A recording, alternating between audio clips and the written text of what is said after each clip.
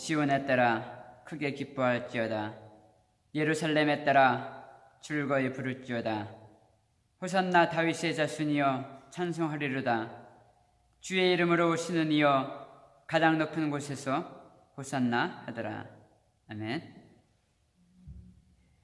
하나님 참으로 감사합니다. 오늘 귀하고 귀한 날 저희들에게 주일을 허락하시고 이렇게 종려 주일로 하나님께 올려드릴 수 있도록 허락하심을 감사합니다. 하나님, 참으로 많은 일들이 우리 주변에서 일어나고 있습니다. 코로나 바이러스로 우리의 삶들이 제약을 받고 있고 또 아시안 인종차별로 우리의 일상생활이 때론 위협을 받는 그러한 시대를 살아가고 있습니다. 하나님, 우리 가운데 함께하여 주셔서 세상 어느 곳에도 우리가 안식할 수 있고 우리가 피할 바위는 없다고 하는 것을 다시 한번 깨닫습니다. 주님 품 안에서 말씀을 의지하며 또 주님 손길을 의지하며 우리가 넉넉히 이 위기를 이겨나갈 수 있도록 하나님 도와주시옵소서. 오늘도 예배 가운데 세상에 줄 수 없는 하늘의 위로를 경험하는 귀한 예배가 되어주기를 원합니다. 아픈 환부마다 우리를 만져주시고 치유하시는 귀한 하나님의 손길을 경험하는 치유의 시간들 되어줄 수 있도록 하나님 도와주시옵소서. 암덩어리, 질병, 종양, 용종, 코비드-19 바이러스가 우리 가운데 왕노릇하지 않도록 하나님 도와주시옵소서. 특별히 김춘혜 장로님, 이 시간 하나님께 올려드리며 기도하기를 원합니다. 하나님, 우리의 힘으로 우리가 무엇을 할 수가 있겠습니까? 연약한 우리의 환부를 만져주시옵고 그동안 교회를 세우기에 눈물로 헌신적으로 섬기셨던 장로님 가운데 날마다 치유의 역사가 경험되어질 수 있도록 주님 도와주시옵소서. 예수님의 이름으로 감사하며 기도합니다. 아멘. 우리 찬송가 246장 나 가나안 땅 귀한 성에 우리 1절 부르시고 조경희 집사님 오늘 예배 위해서 기도 인도해 주시겠습니다. 246장입니다.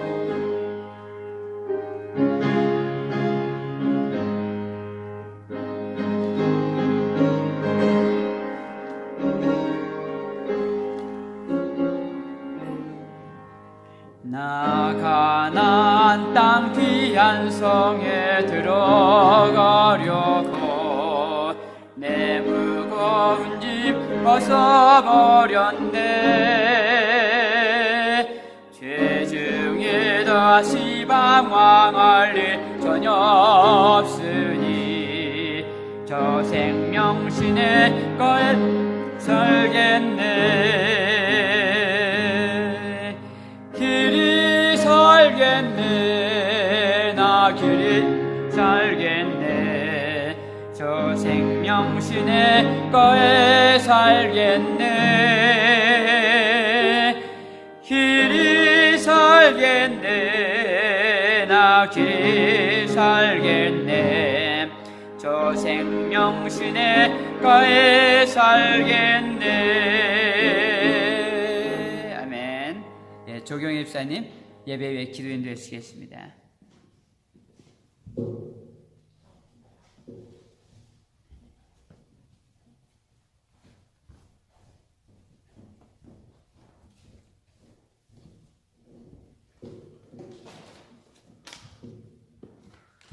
다 같이 기도드리겠습니다. 할렐루야. 존귀하신 주님을 찬양합니다.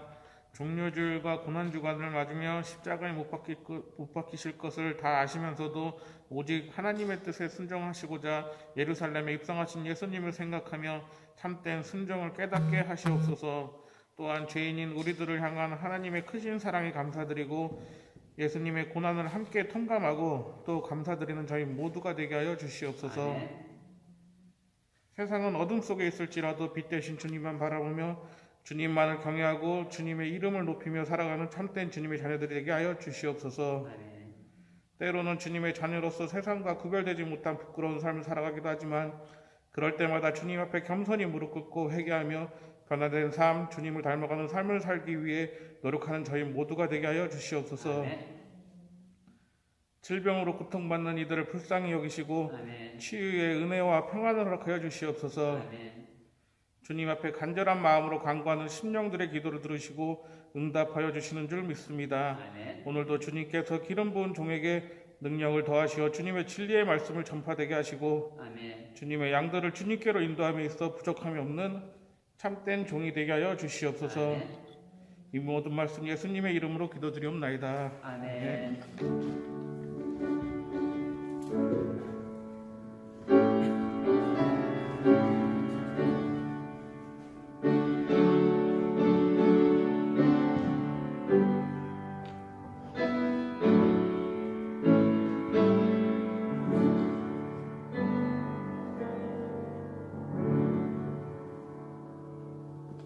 예, 감사합니다. 교회 소식 전해드리겠습니다.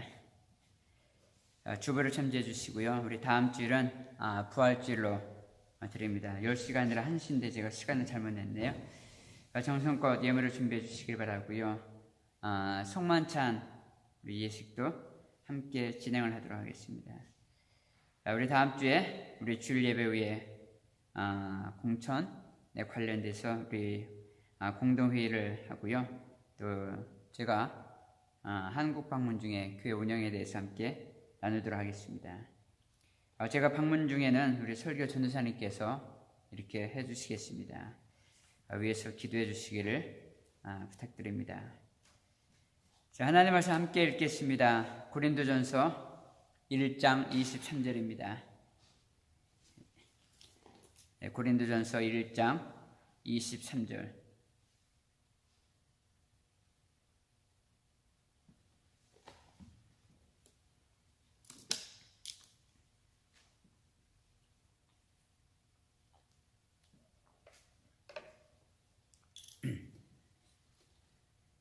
고린도전서 1장 23절.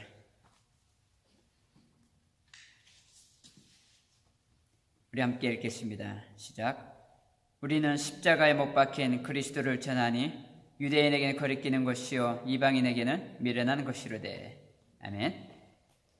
자, 오늘은 교회력에 따라 종려주일입니다. 이 팜선데이라고 하죠. 종려주일은 예수님께서 십자가의 고난을 앞두고 마지막 예루살렘에 입성하신 그것을 기념하는 주일, 이것을 종려주일이다 이렇게 얘기를 합니다. 종려주일이라는 명칭은 예수님이 예루살렘에 입성을 하실 때 많은 무리가 종려나무가지를 흔들면서 예수님을 환영한 데서 유래합니다. 호산나 호산나 save me save me, 나를 구원하소서, 이러한 의미를 가지고 있습니다. 자, 그렇습니다. 그들은 그들을 구원할 메시아를 기다렸습니다. 그런데 자기들 눈앞에서 오병이어로 빵과 고기를 산더미처럼 만드신 분이 오신 겁니다. 그 사람들은 병든 사람을 순식간에 고치고 죽은 자까지 살려내는 신통력까지 가진 거였습니다. 무리를 걷기도 합니다. 또 거친 풍랑을 잠재우기도 하더라는 겁니다. 그들은 생각했어요. 야, 드디어 하나님께서 메시아를 보내셨구나. 이제 우리 이스라엘은 이제는 저 여러 열방들의 지배를 우리가 벗어나 땅땅거리며 살 수가 있겠다. 흥분해 있었습니다.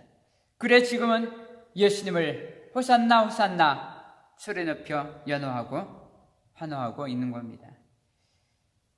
오래전에 크리스천 센츄리라고 하는 잡지에 실린 프레데릭 뷰크너 목사님의 글을 보았어요. 그 글에서 목사님은 어느 성공회에서 열린 성탄절 연극에 대한 이야기를 소개를 하고 있습니다. 성탄절 선곡을 위한 무대가 강단에 마련되었습니다. 그리고 말 구유가 강대상 한 복판에 세워졌습니다. 유니온 주일학교에서 선곡이 시작된 겁니다.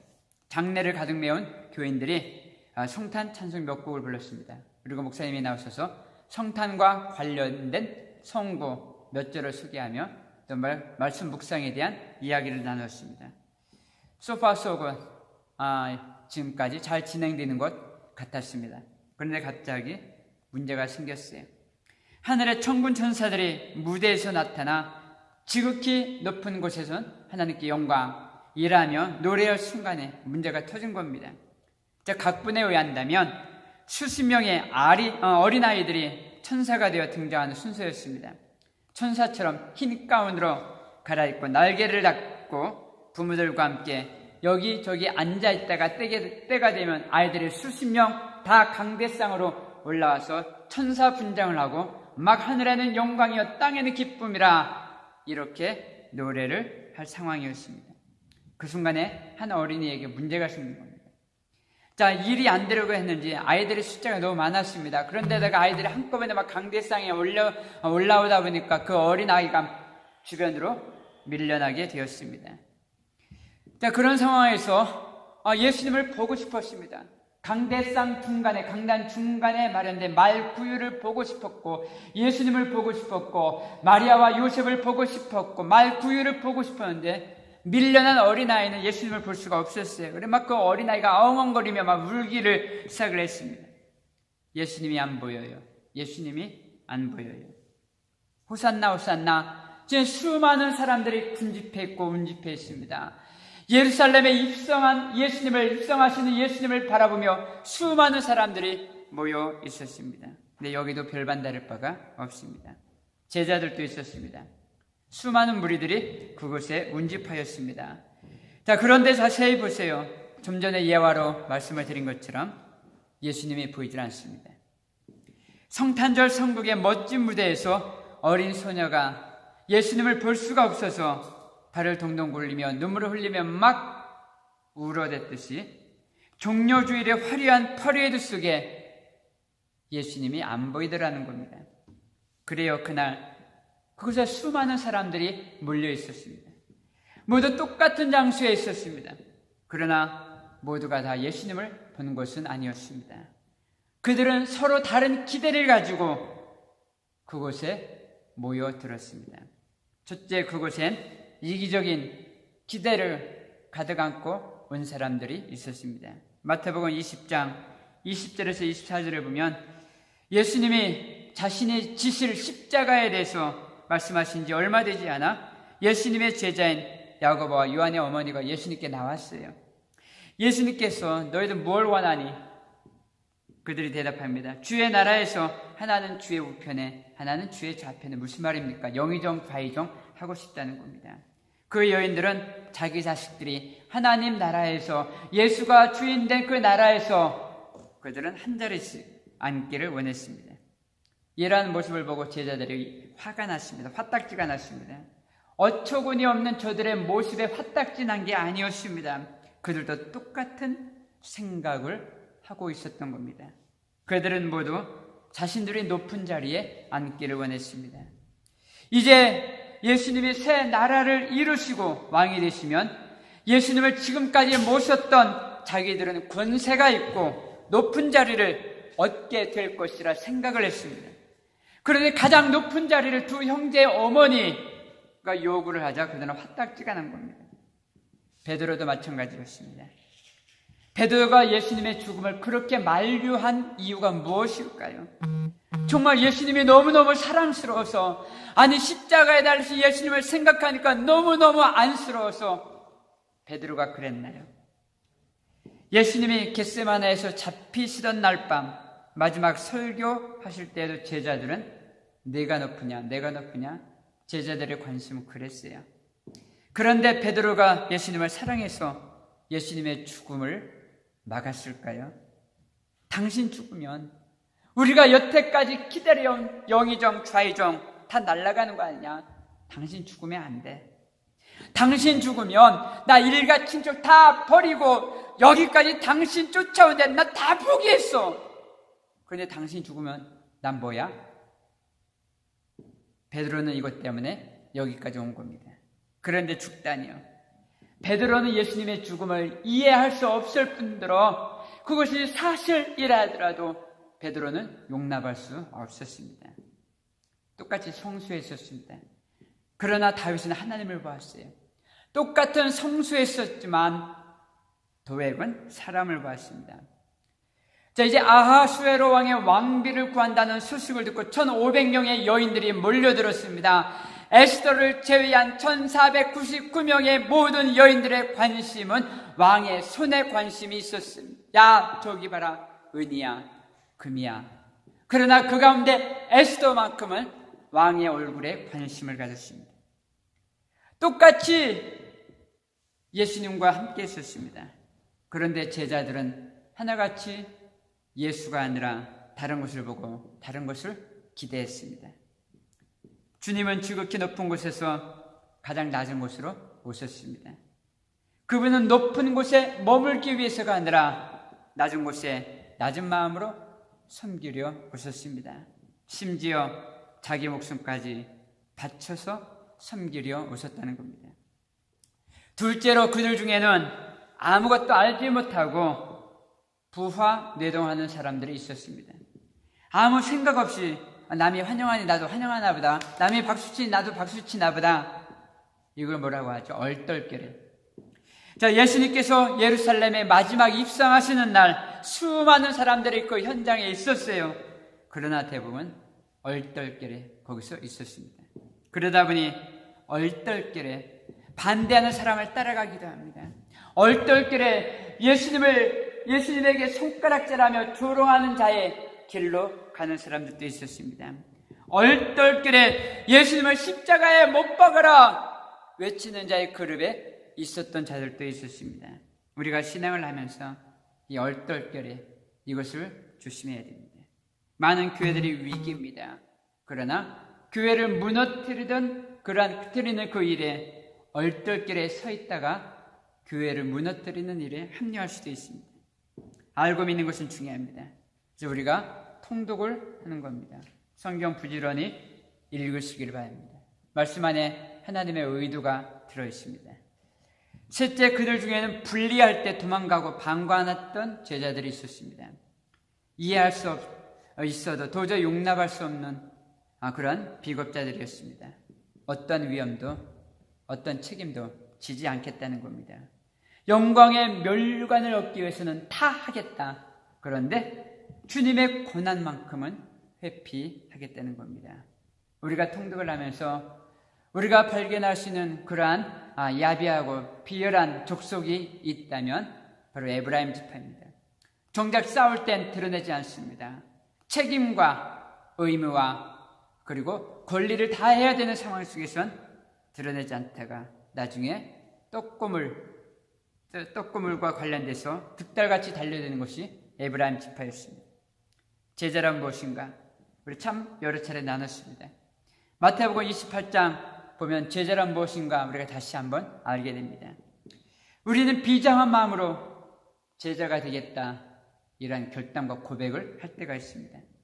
하늘과 땅의 권세를 가지고 모든 민족을 제자 삼아라. 그래, 하늘과 땅의 권세를 가지고 제자 삼아야지. 가서 제자 삼아야지. 그러나 우린 여기에서 하늘과 땅의 권세가 무엇을 의미하는가를 알아야 합니다.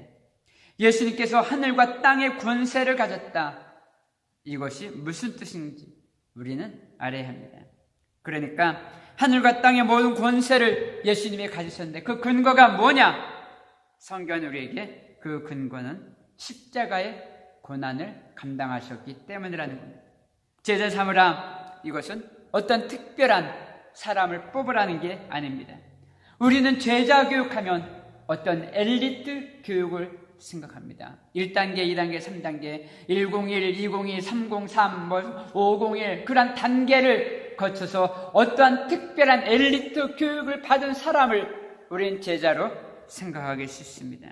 제자란 그것이 아닙니다. 제자라고 하는 것은 바로 하늘과 땅의 권세를 가진 자들인데 그 권세의 근거는 어디에 있냐면 십자가의 고난을 감당하는 자들에게 주어지는 것이 권세라는 겁니다. 주님은 지극히 높은 곳에서 낮은 곳으로 오셨습니다. 높은 곳에 머무르기 위해 오신 분이 아니셨습니다. 낮은 마음으로 섬기려 오셨습니다. 심지어 자기 목숨까지 바쳐서 섬기려 오셨다는 겁니다. 목사는 설교를 통해 죽는 훈련을 받습니다. 찬양대원들과 성가대원들은 찬양을 하며 죽는 훈련을 받습니다. 목자는 목장을 이끌면서 죽는 훈련을 받습니다. 죽어야 권위를 인정받습니다. 죽지 않고 권위를 인정받을 수 없는 겁니다. 죽어야 사역의 권위가 인정받을 수 있다는 겁니다. 제자란 누구인가?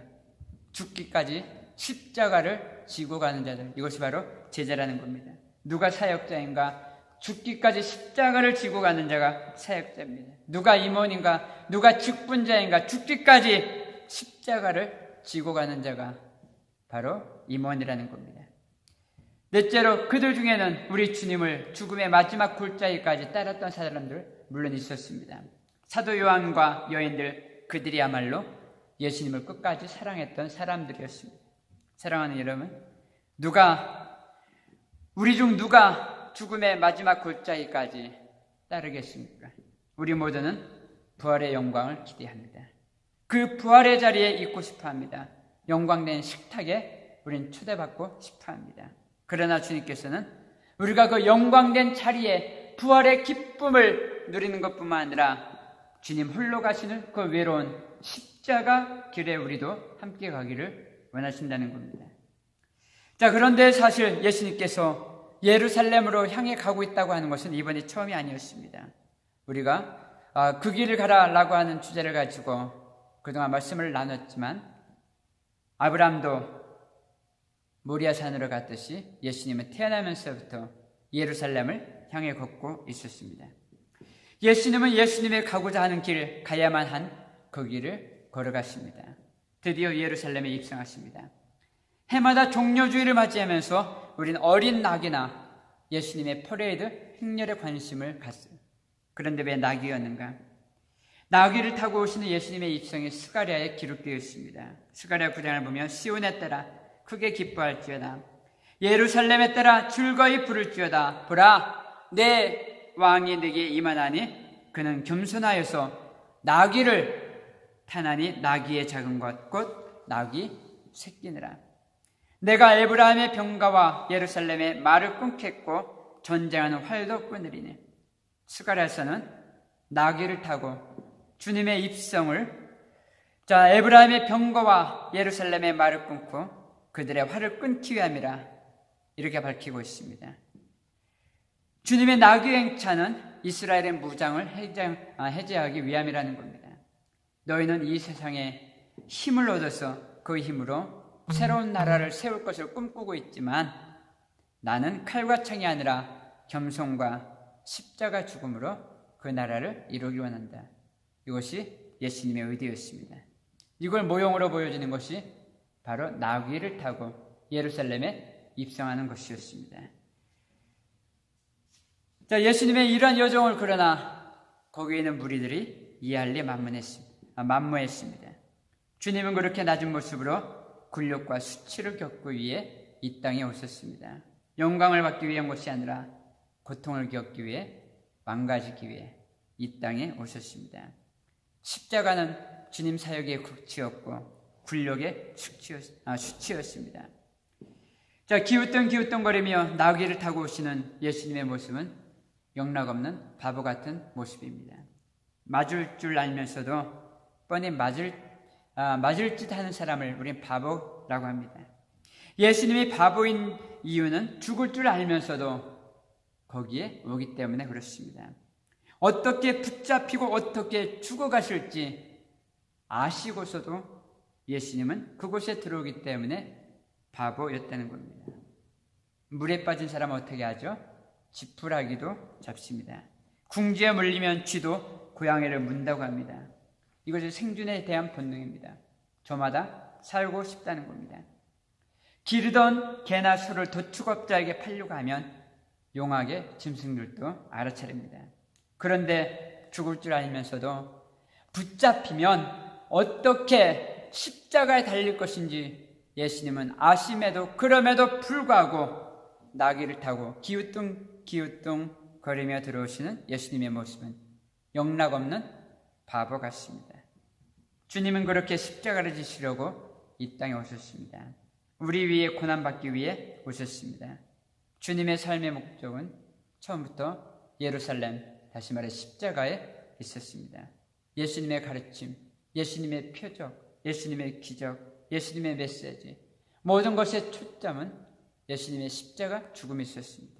난 죽으러 왔다. 난 죽으러 왔다. 십자가를 지기 위해 태어났었고 십자가의 삶을 사셨고 십자가에서 들어가셨습니다. 그것이 주님의 오신 목적이고 아버지의 뜻이었습니다. 정리하겠습니다. 우리는 아주 자그마한 십자가도 지지 못하고 그런 연약함 가운데 살아가고 있습니다. 오늘 본문을 보니까요, 그 십자가가 유대인들에겐 거리끼는 것이라고 했습니다. 또 이방인들에겐 미련한 것이라고 했습니다. 왜 저렇게 미련하게 살지? 십자가는 그들에게 걸림돌이었습니다. 언제나 그들의 비위를 거슬리게 하는 것이었습니다. 세상에 보기엔 미련한 일입니다. 어리석은 일처럼 보였습니다. 네, 우리도 그렇습니다. 십자가 그저 바라만 보고 있으면 멋있습니다. 그런데 종종 우리로 하여금 바라만 보지 말고 십자가를 지고 갈 것을 말씀하고 있습니다. 이제 일주일 후면 부활주일입니다. 부활의 영광이 우리를 기다리고 있습니다. 그러나 고난이 없는 부활은 없습니다. 십자가 없는 영광은 없다는 겁니다. 하나님의 경영하심에는 고난을 통한 십자가였습니다. 죽음을 통한 승리였습니다. 우리 영광을 기대하기 전에, 축복을 말하기 이전에, 또 부활에 앞서 십자가의 예수님을 보고 예수님의 십자가를 이제 나도 짊어지고 가겠습니다 고백하는 우리 사순절 특별히 고난주간 저와 여러분들 되시기를 주님의 이름으로 축복합니다. 아멘. 자, 우리 다 일어나셔서 함께 찬양하시겠습니다. 찬송가 461장 1절 부르시고 축도함으로 예배를 마치겠습니다.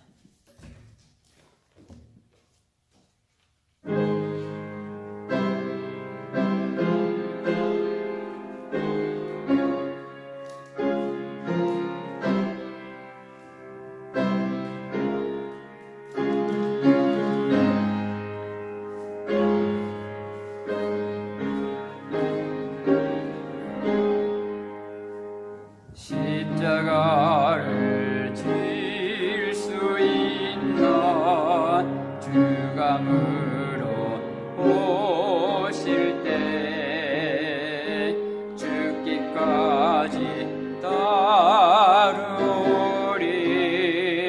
성도 되다 하였다.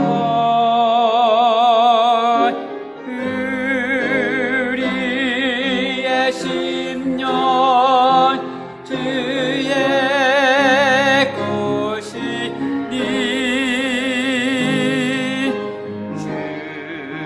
주님의 용서만 비소서. 주인도 따라 살아갈 동안 사랑과 충성 늘 바치오리다.